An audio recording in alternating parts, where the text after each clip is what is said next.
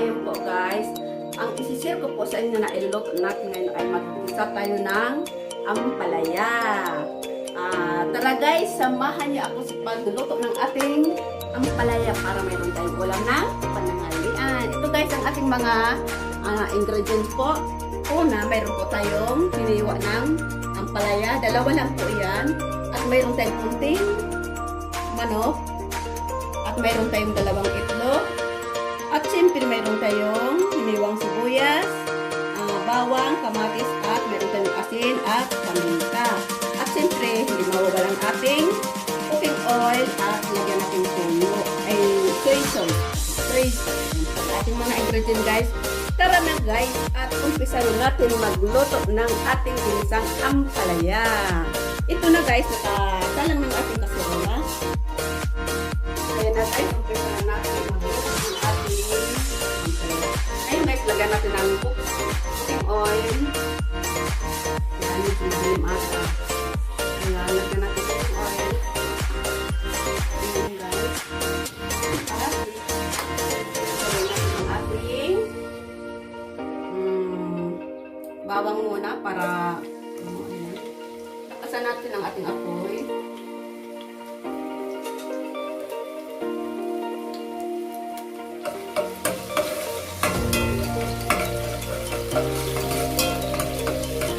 Bawang.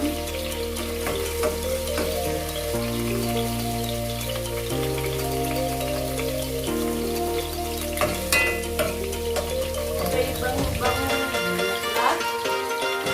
Ayan po. Bago ng ating bawang. Hindi natin lagay na ang sibuyas.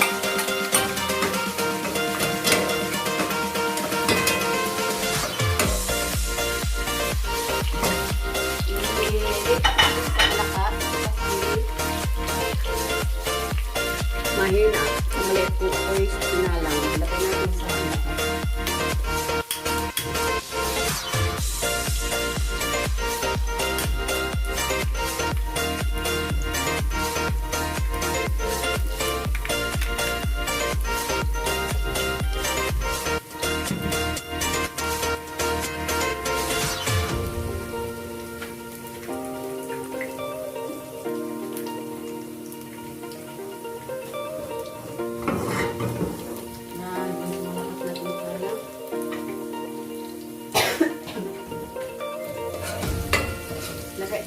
Lagay natin kamatis.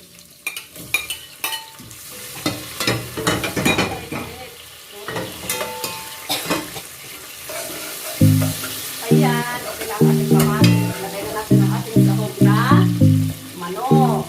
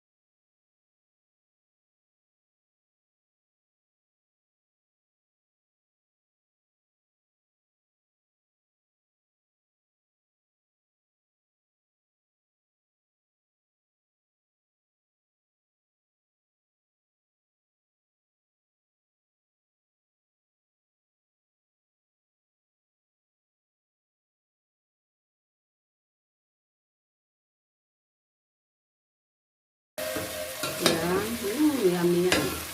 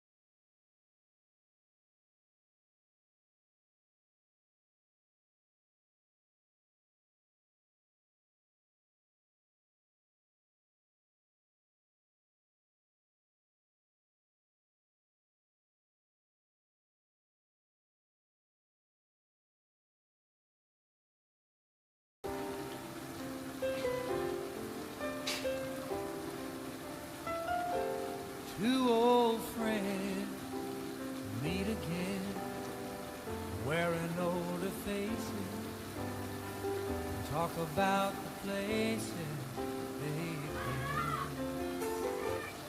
Two old sweethearts fell apart somewhere guys. long ago. Ayan, luto ng ating ampalaya, guys. Let's eat! Ayan na, guys. Thank you for watching, guys. Tara at magandang halian po tayo. Ayan ang ating ampalaya. Ginisang ampalaya. Parang adobong ampalaya ba? Ayan po, guys. Bago magpaalam si Tisili TV, ang mga nanonood po dyan kay Tisili TV na hindi pa nakasubscribe po, subscribe na po and click the notification bell button at kung sa ganun ay updated po kayo sa aking lahat na new video coming up. And thank you for watching. At syempre, bago pala makalimutan na yung mga katimit ko po dyan, maraming pong salamat sa support po niyo at sa ating mga admin at sa ating mga kaibigan dyan at mga kapamilya ko po, marami pong salamat dyan po sa mga nagsusuporta kay Tisili TV, and see you next video. Bye bye. Ayan na, guys. Kainan natin. somehow some things never change, and even time hasn't cooled the flame. It's burning even brighter than it did before. They've got another chance, and if they take it, maybe this time it'll be love and they'll find. Maybe now they can be more than just friends. She's back in his life, and it feels so right. Maybe this time love won't. Here are my ginisang ampalaya. It's yummy. She's smiling like Something naman she sa used to Kislet smile TV. way back then. It's feeling like he used